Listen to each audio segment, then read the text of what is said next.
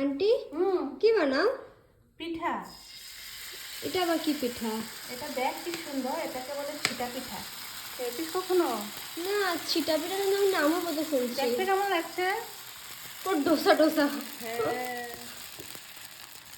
আমি যেরকম পিঠা দেখিনি কখনো। আর কিছু করতে হবে না, একটু ঘি দিয়ে লেপে দিলাম। হ্যাঁ তারপর এই যে চিতই পিঠা যেমন করে বানায় হ্যাঁ তেমন করেই বানিয়েছি, কিন্তু কিছুটা উপকরণ দিয়েছি। তুই আমার ইউটিউবে রেসিপি দেখে নিস। ঠিক আছে। তারপর সবজি দিয়েও খাওয়া যায়, পায়েস দিয়েও খাওয়া যায়।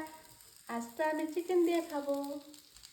হ্যাঁ, অ্যান্ড আমি খুব এক্সাইটেড এটা খাওয়ার জন্য, বিকজ নামটা কত এই ইউনিক। নিজে নিজে উঠে যাচ্ছে।